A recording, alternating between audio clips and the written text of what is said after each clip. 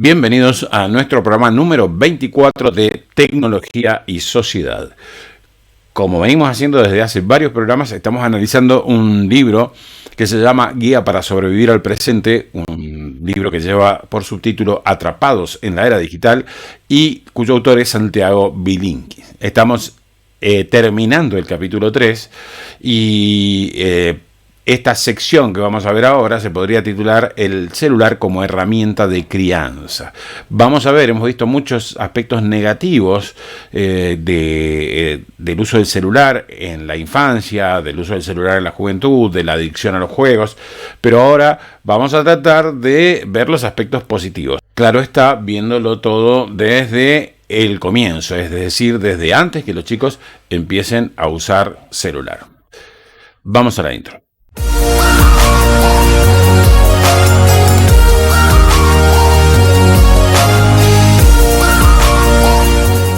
Como siempre, antes de comenzar, agradecemos a nuestros colaboradores. Ellos son, en esta oportunidad, Claudia Croseri, María Laura Gazul, Máximo de Sauturriestra y Omar Durán, además de Benu. Excelentes suplementos nutricionales aprobados por ANMAT y FDA, con certificación de inocuidad.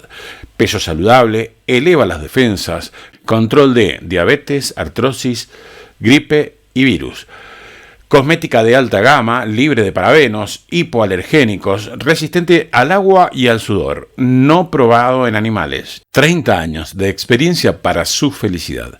Benu, 261 60 60 893, repito, 261 60 60 893, y también los podés seguir en Facebook como Belleza y Nutrición Natural. Vamos ahora a comenzar con el tema de hoy. Antes de comenzar con las posibles buenas aplicaciones de los celulares a la crianza de nuestros hijos, debemos decir que esto requiere una preparación. Antes de que nuestros hijos comiencen a salir solos con sus amigos, o ir a la escuela solos, o a hacer compras, los entrenamos para que, además de saber manejarse, por ejemplo, con los medios de transporte públicos, sepan defenderse de posibles peligros que en un ambiente público pueden llegar a tener. Incluso cuando han recibido este entrenamiento, el proceso de independencia, el proceso le vamos dando cada vez más tiempo, cada vez más distancia, lo vamos haciendo gradual. Primero los acompañamos, bueno, hay distintas metodologías que uno puede utilizar, pero claramente este proceso de asimilación de nuestros hijos al medio externo es gradual, debe ser gradual. ¿Por qué? Porque no basta con darle una serie de instrucciones y lanzarlo a la calle, hay que al principio acompañarlo. Bueno, este tipo de criterios lo vamos a utilizar también para el celular, porque el celular, internet particularmente, las pantallas, ofrecen una serie de peligros muy similares a los peligros que pueden haber en la calle, en el medio público. Ninguno de nosotros dejaría a su hijo de 10 años solo en el centro de la ciudad a las 2 de la mañana. Mucho menos si no ha recibido una preparación. A nadie se le ocurriría directamente esta idea, pero mucho menos si no ha recibido una preparación. Inclusive, si fuese más grande y no ha recibido la preparación adecuada, no lo dejaríamos solos, ¿sí? No se nos ocurriría. Sin embargo, la mayoría de los niños comienza a utilizar Internet sin acompañamiento, sin preparación, sin gradualidad. Los chicos además conocen mejor los recovecos de Internet que sus propios padres.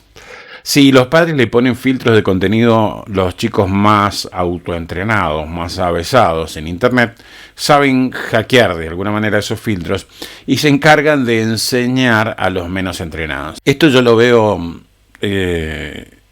cotidianamente. Me toca dirigir un laboratorio de informática donde van a usar esas máquinas, las van a usar niños y adolescentes.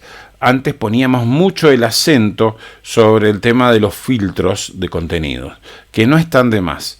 Pero lo que sucede es que con poco tiempo los alumnos descubren cómo hackear, cuál es la vueltita que le pueden encontrar a esos filtros y se encargan de enseñar a los otros. Y entonces en poco tiempo ese filtro deja de tener sentido. Por lo cual el problema no es que haya o no haya filtros. Que sí, que son recomendables, ok, sí, pero no es eso lo único. Dejar en Internet solos a los niños es como dejarlos solos en cualquier espacio público, con los peligros que eso conlleva. Vamos a ver algunos. Las interacciones con desconocidos. Les enseñamos normalmente a nuestros hijos que en la calle no hablen con desconocidos. Pero cuando se trata del uso de Internet, en general no se lo advertimos esto. El espacio en Internet es más abierto, es más peligroso. El grooming implica una mayor dificultad de identificar los peligros por parte de los chicos. El grooming se trata más o menos de la utilización, no sé si la definición es correcta, pero de la utilización de los medios electrónicos para hacerse pasar por otras personas. Normalmente se identifican con la misma edad de los chicos y son normalmente adultos perversos que pueden hacer daño a nuestros hijos, sacarles información y ese tipo de cosas. O sea, necesariamente esto debe no por entrar en un lugar seguro, supuestamente seguro. Por ejemplo, supongamos que les habilitamos a los chicos una plataforma para juegos infantiles, que está más o menos cuidada, más o menos segura.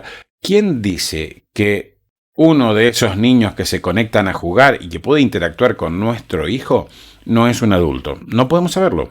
No podemos saberlo. Hay como determinadas cosas que se van aprendiendo con el uso, con las formas, con cierta destreza para percibir peligro o percibir cosas extrañas. Y los chicos no tienen esas destrezas. Lugares peligrosos. Otra cuestión complicada es que en la calle nosotros podemos reconocer con facilidad, a veces no tanto, pero sí lugares o zonas más peligrosas, zonas más oscuras, zonas que hay menos gente, zonas donde la población estable que se ve allí nos resulte sospechosa. Todo ese tipo de cosas son un peligro en la calle. En Internet también existen esas zonas peligrosas. Lo que pasa es que los límites no son tan claros. Es más fácil darse cuenta de que estoy entrando a una zona peligrosa si estoy entrando a una zona despoblada o con poca gente o muy tarde y es oscuro, bueno, un montón de cosas, ¿no? En Internet no es tan fácil identificar esos límites y los límites además se traspasan instantáneamente, no es que vamos entrando a una zona peligrosa y entonces nos podemos ir dando cuenta cuando vamos entrando, no, es en un toque, como dicen los chicos, en un instante estamos en esa zona peligrosa. Las personas inescrupulosas se basan en posibles errores, errores de tipeo, para que la gente entre a sus sitios que esconden cuestiones perversas, que podrían ser desde pornografía, mensaje de odio, receta de cómo fabricar unas bombas, bueno, en fin, todo ese tipo de cosas, ese tipo de contenidos que son inadecuados para nuestros niños, muchos suelen esconderlos en sitios, por ejemplo, no digo que sea así, pero un sitio reconocido, supongamos Instagram, que el URL, o sea, la dirección, el dominio, es instagram.com. Si estas personas con malas intenciones detectan que los chicos cometen, por ejemplo, fácilmente el error de en vez de poner instagram.com, ponen instagram.cm, salteándose la O, registran un dominio de ese tipo y lo dejan con ese tipo de contenidos que ellos quieren difundir. Esto es así, o sea, no digo que sea este el caso, pero sí hay muchos casos de que detectan cuáles son los errores más comunes y les ponen nombres similares. Entonces, de esa manera, los chicos sin querer terminan entrando a un sitio de contenido que no es apto para ellos. Por eso también es buena idea el tener filtros. En el caso de una vivienda se pueden poner filtros a nivel de la entrada de Internet en los mismos router o como quieran llamarlo, ¿sí? O en algún servidor. Bueno, hay muchas posibilidades de instalar filtros. Pero esto no es lo principal, aunque sí es importante, no es lo principal. Lo principal, recordemos, es el acompañamiento, es el apelar a la responsabilidad del chico y formar la responsabilidad, porque claramente en algún momento se van a cruzar con este tipo de contenidos. Es prácticamente imposible. Es como que si salen en la calle se van a cruzar con personas peligrosas. Se van a cruzar con situaciones peligrosas. Entonces, tenemos que aprender o tenemos que enseñarles a reconocer estas situaciones peligrosas, tenemos que enseñarles estrategias para evitarlas, tenemos que primero acompañarlos a ellos para que claramente les podamos ir dando los pasos a seguir con ejemplos prácticos y con nosotros ahí. Entonces eso les va a dar más confianza, más fiabilidad y bueno, esto creo que se entiende, ¿no? Otra cosa que suele pasar en la calle y que es muy fácil caer cuando uno es pequeño o es adolescente son los cuentos del tío. Aquí en la Argentina se llaman los cuentos del tío. Mm, Creo que tiene que ver con la habilidad que tenían algunos estafadores o tienen algunos estafadores para, por ejemplo, se hacían pasar por un amigo del tío o no sé qué, o sea, y se lo hacen a adultos también, ¿sí? Por ejemplo, hola, que sí, yo soy amigo de tu tío y vos sabés que estoy en una situación, tengo que comprar una receta de un medicamento y no me traje la plata, ni la billetera, ni no sé qué sé yo. Eh, y entonces te sacan dinero. ¿Sí? Bueno, estos cuentos del tío también existen en las redes. ¿Y qué te quieren sacar? Datos personales. Te pueden sacar, por ejemplo, el domicilio donde vivís. Te pueden sacar datos bancarios. Normalmente los chicos no tienen acceso a los datos bancarios, pero créanme que yo conozco casos de chicos que con las tarjetas de sus padres han terminado comprando cosas. No han caído en el cuento del tío, no conozco casos que hayan caído en el cuento del tío, pero con las tarjetas de crédito han terminado comprando cosas sin la autorización de sus padres.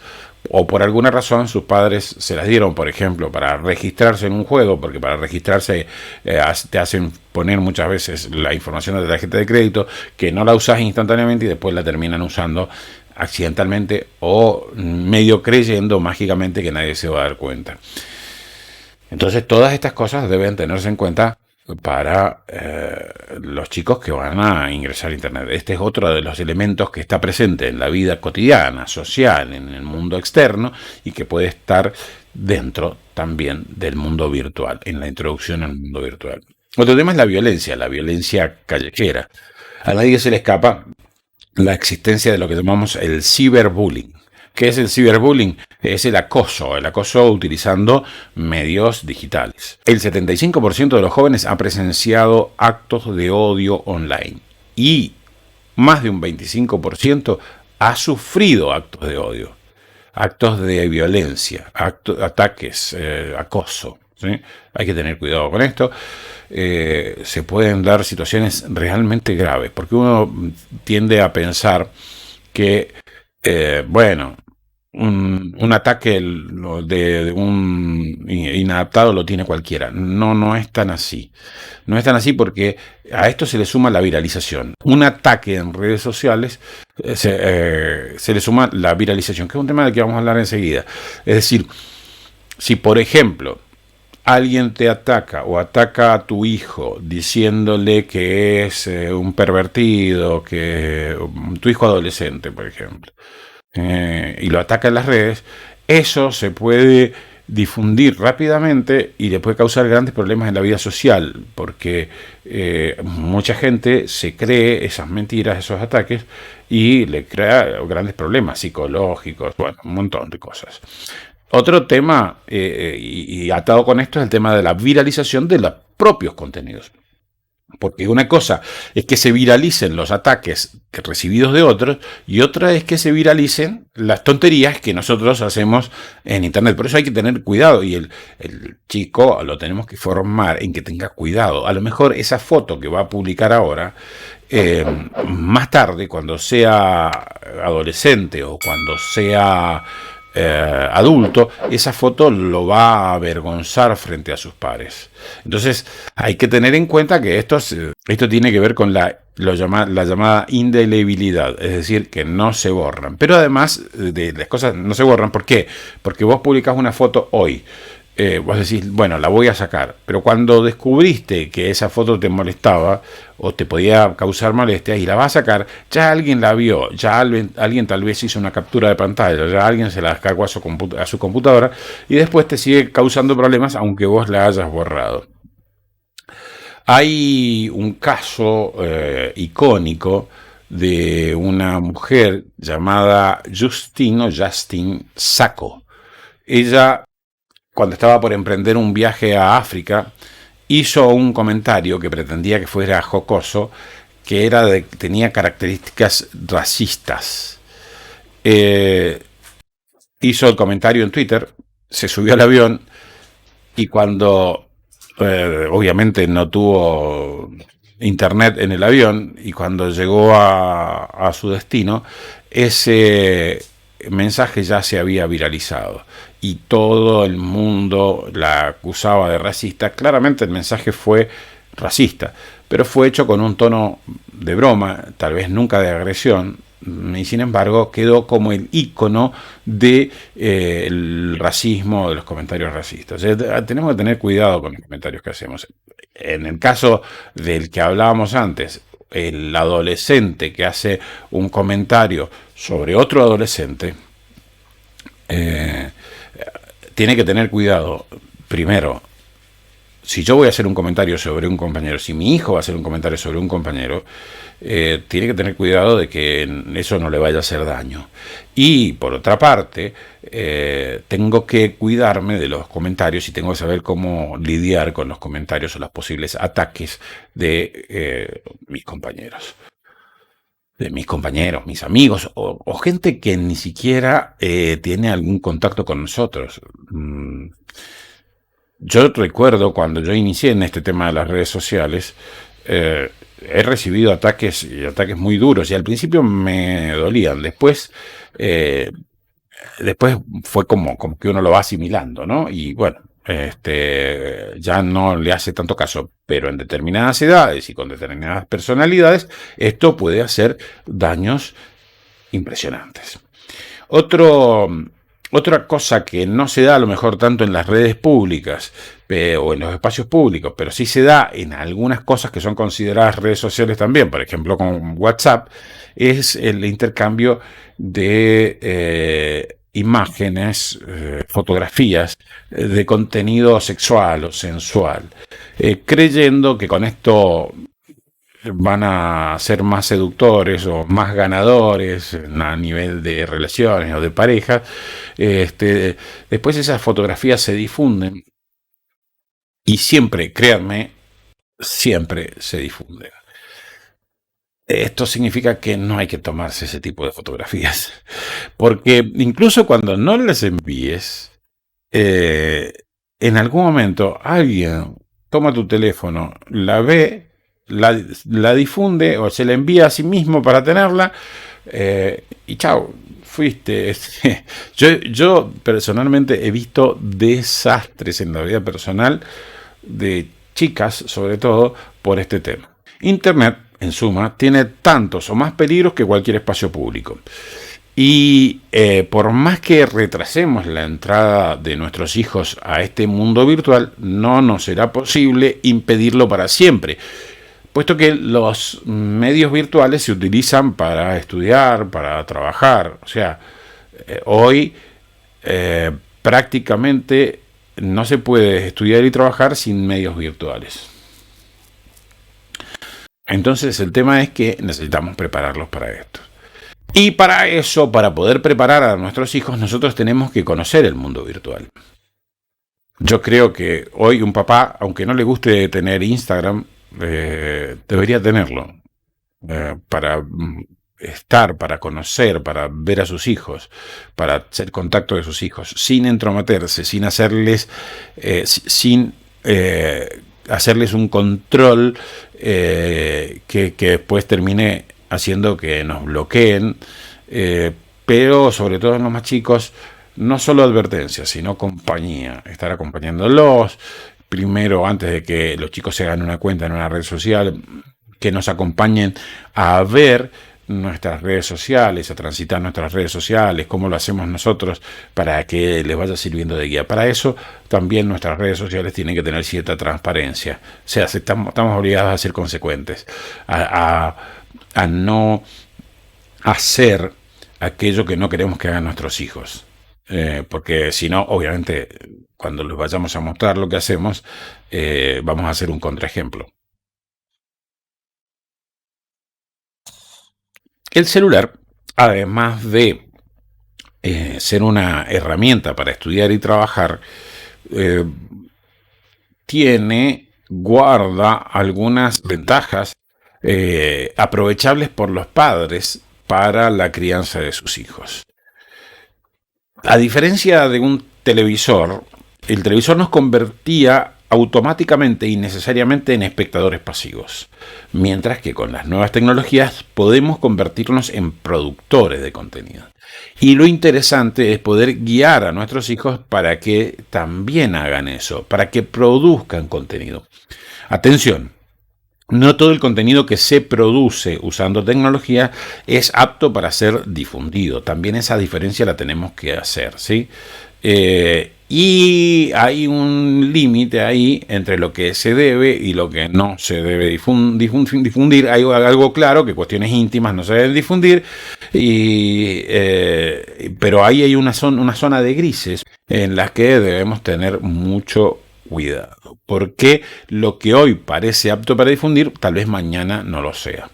Tenemos que enseñar a nuestros hijos a usar el celular de manera diferente, produciendo contenido valioso, en principio para la familia, cosas que se pueden difundir en los grupos de la familia, no necesariamente en redes públicas. Y si aprendemos a usar redes públicas, por ejemplo YouTube, podemos aprender a usar los distintos modos de publicación. YouTube tiene 3 modos de publicación. Uno público, lo puede ver todo el mundo y lo puede encontrar todo el mundo. Uno oculto, si bien lo puede ver todo el mundo, no lo muestran las búsquedas, entonces solo lo van a ver aquellos a los que nosotros les pasemos el link. Esto es apto, por ejemplo, para difundir algún tipo de imágenes donde no conviene que sean visibles para todos, pero no tenemos, por ejemplo, que agregar a todo el mundo como colaboradores o como autorizados para visualizar ese video. Después está el medio privado, en el que solo lo podemos ver nosotros y en todo caso alguna persona que nosotros autoricemos. No puede ser visto por personas no autorizadas.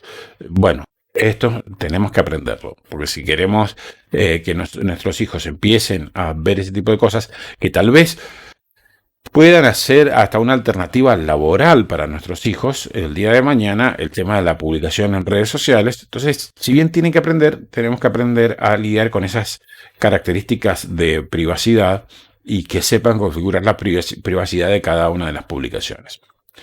Vamos a dar algunos ejemplos de contenidos que se pueden, o de cosas que se pueden hacer con la tecnología, dejando de ser meros espectadores. Primero, crear tu propio programita o tu propio videojuego.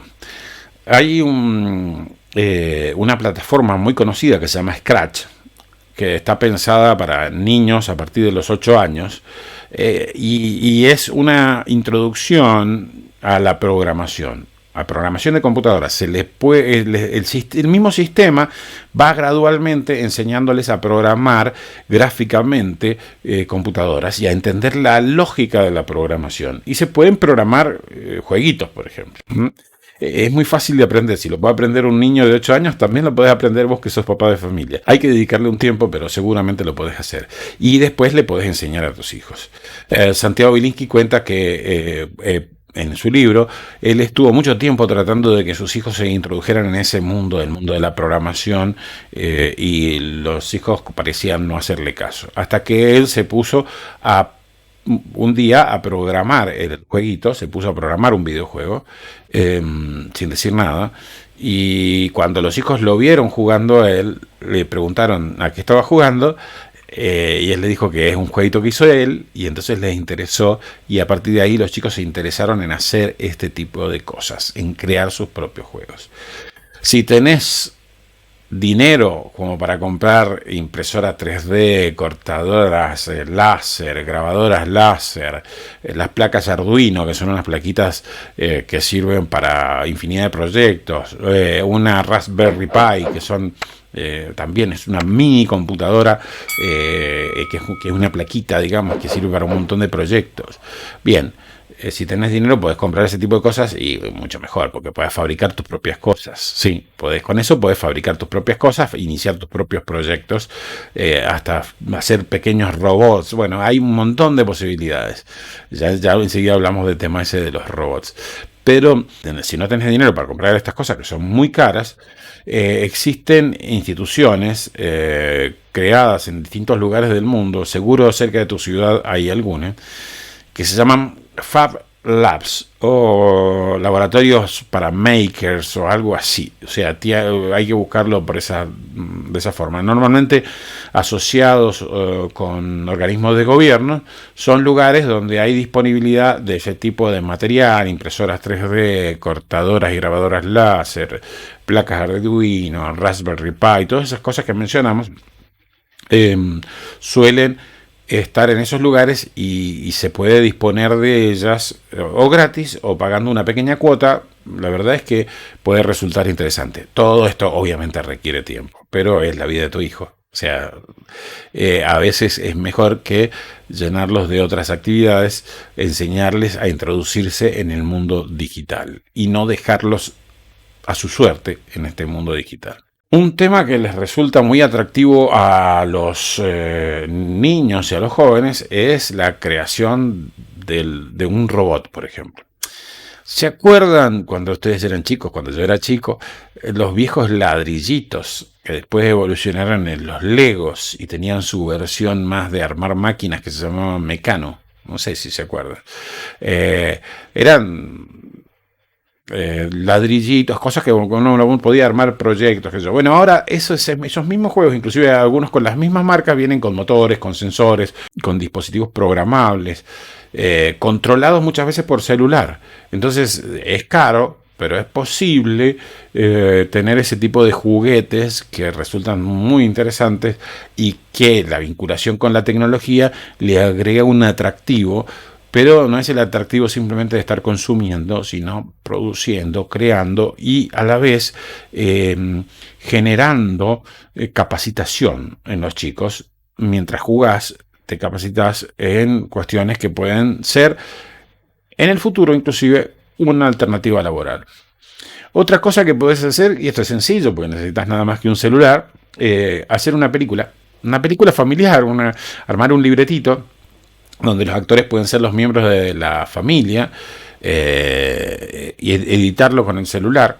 Una alternativa, por ejemplo, es lo que se llaman stop motion, que son como películas hechas con fotografías. Y, por ejemplo, está hablando de los mismos Lego o los jueguitos de los muñequitos, ese tipo de cosas. Los personajes pueden ser esos muñequitos. Entonces, con las técnicas, eso hay que aprender a hacerlo, pero con la técnica adecuada se puede hacer animaciones con esos muñequitos y crear películas donde las voces las pones vos, donde los que salen son esos personajes, o pueden salir los miembros de la familia actuando, una obra de teatro, grabarla, bueno, infinidad de cosas que se pueden hacer.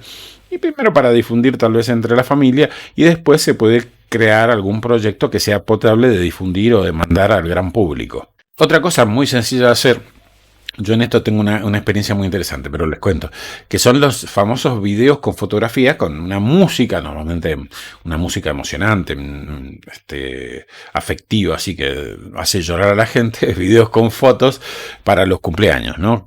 Típicamente, cumpleaños de 15, cumpleaños de... Ahora se sigue utilizando mucho, esto empezó hace mucho tiempo, de los videos con fotos y música, y es muy fácil de crearlos. Se pueden crear hasta en un celular. Hace mucho tiempo yo daba clases de informática a nivel primario y bueno, no hace tanto, hace 5 o 6 años. Daba clase en nivel primario y una mamá, la mamá de un alumno, se comunicó conmigo para agradecerme porque su hijo chiquito de 12 años, o menos tal vez, se había ocupado de hacer un video muy emotivo para su cumpleaños. Muy emocionado, además se comunicó conmigo para agradecer. Bueno, este tipo de cosas son muy fáciles de hacer y son muy interesantes para la autoestima de los chicos, poder hacer cosas que además les puedan mostrar a sus parientes y que además son una demostración afectiva interesante. Así que videos con fotos para los cumpleaños, fantástico. Lo pueden hacer los chicos, les podés enseñar vos, podés aprender fácil. Hay un montón de aplicaciones que nada más vos ponés las fotos, cargas las fotos que querés, le pones la música y te ajusta las transiciones y la duración de cada foto para que dure justo el tema musical. Son fantásticos, muy fáciles. Después hay elementos mucho más complejos para hacerlo, editores de video mucho más complejos y que permiten hacer cosas más interesantes, pero empezando por ahí. Yo siempre recuerdo, no voy a decir nombre y apellido, pero siempre recuerdo al amigo Carlitos, un conocido cuyo hijo era compañero de una de mis hijas en la escuela, que él le enseñaba a su hijo a editar videos, porque se dedicaba profesionalmente a grabar y editar videos, y él le enseñó a sus hijos. Y hoy uno de sus hijos se gana la vida haciendo eso, trabajando profesionalmente en eso mientras estudia otra cosa, pero trabaja profesionalmente en eso. Y el chico desde chiquito aprendió a hacer edición de video. Estos productos audiovisuales, como digo, se pueden compartir de distintas maneras. Empezando, por ejemplo, por medios más privados para solo la familia. Por ejemplo, producirlos y mostrarlos en un salón de fiesta cuando se está realizando la fiesta de cumpleaños, enviarlo, producirlo y enviarlo a un pariente determinado para un saludo para un cumpleaños determinado, o porque sí, producir un video para compartirlo en la familia. Después están los medios donde tenemos que aprender a manejar las opciones de privacidad si no queremos problemas, pero se puede hacer. ¿Qué más se puede hacer? Dibujos digitales. Con el celular hay infinidad de aplicaciones para hacer dibujos. Algunas muy sencillas, donde simplemente se reemplaza el lápiz por el dedo y se van poniendo colores, y otras mucho más complejas y potentes. Algunas son gratis, otras son de pago, pero hay infinidad de aplicaciones para hacer esto. Y hay gente que logra cosas muy bonitas. Yo siempre fui un inútil para dibujar. Yo siempre fui muy malo para dibujar, pero hay gente que logra cosas muy bonitas. La otra, recuerdan que cuando éramos chicos, hoy ni pensarlo, ¿no? Creo. Regalaban, yo tuve mi juego de química, ¿sí? Donde hacíamos experiencias, venían con su librito los juegos de química, donde podíamos experimentar. Hoy significa tener un mechero, encender, estar trabajando con fuego, manipular sustancias químicas. A lo mejor alguien no quisiera exponer a sus hijos a ese peligro, y en internet hay un montón de páginas, plataformas donde podemos hacer experimentos de química, de física, sin el peligro que implica la manipulación directa de estos objetos.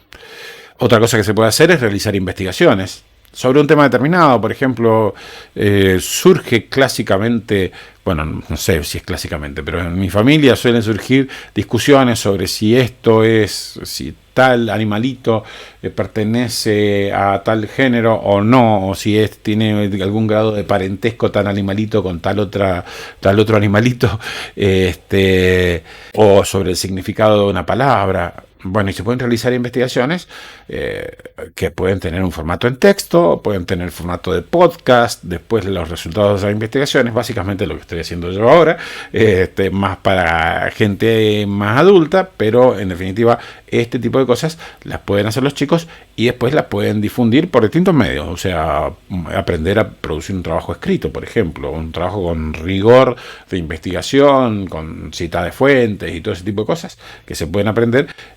Tal vez no resulte tan divertido si no le damos la posibilidad después de hacerlo con un medio, de difundirlo con un medio audiovisual, si es solamente texto.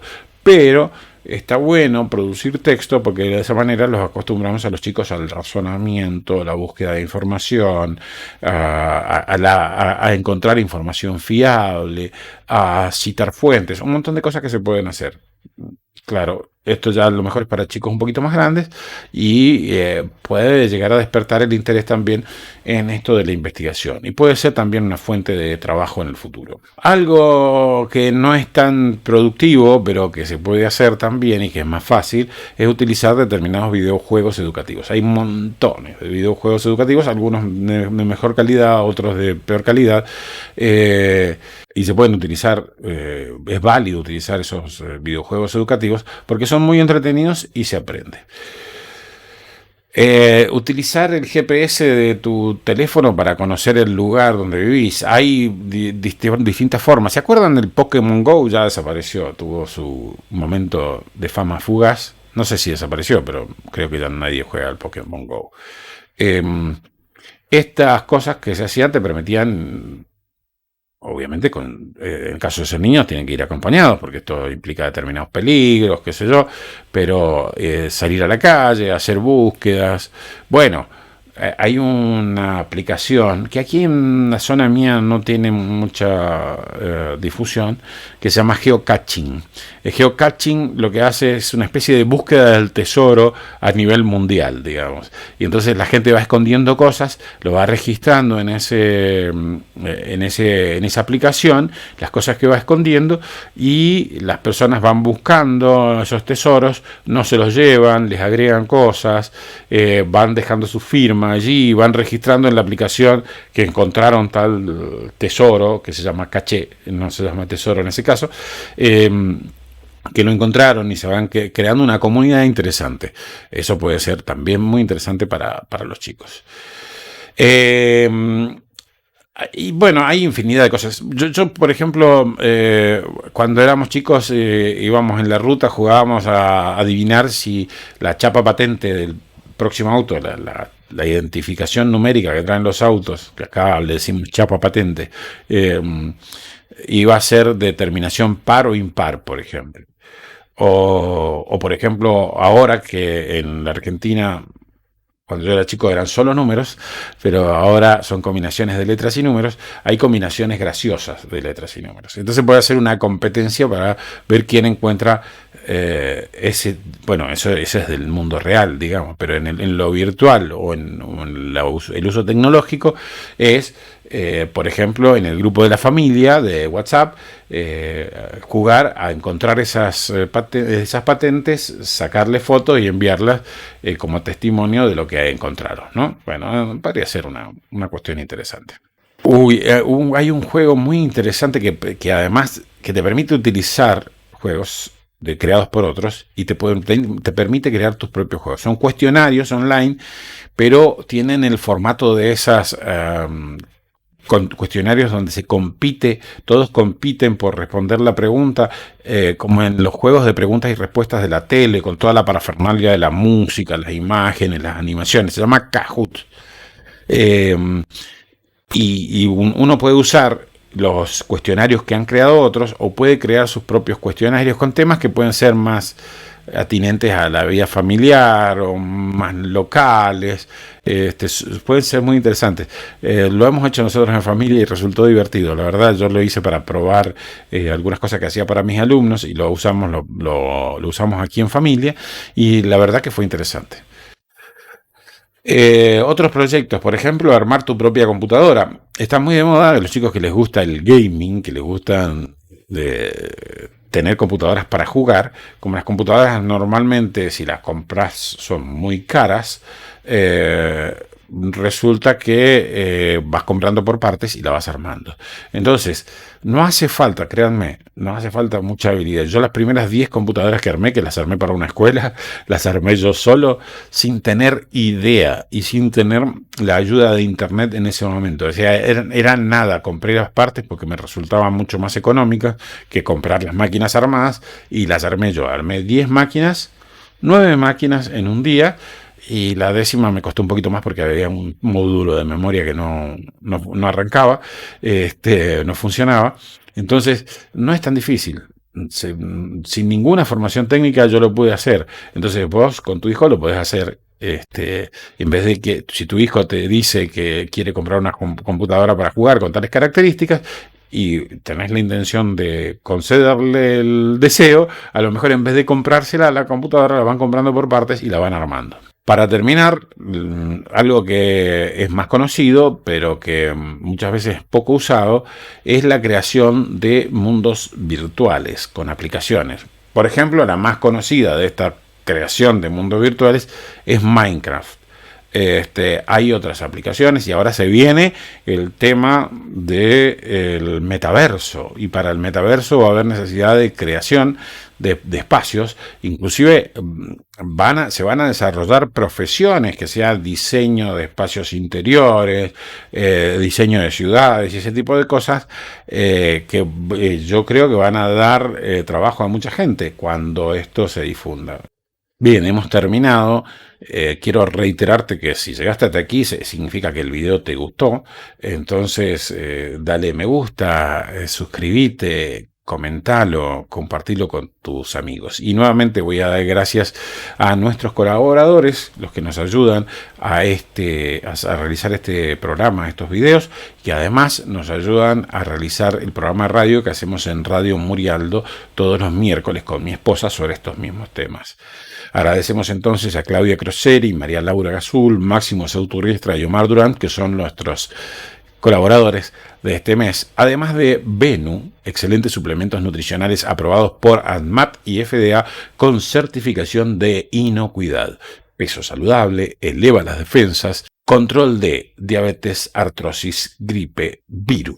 Cosmética de alta gama, libre de parabenos, hipoalergénicos, resistente al agua y al sudor, no probado en animales, 30 años de experiencia para su felicidad.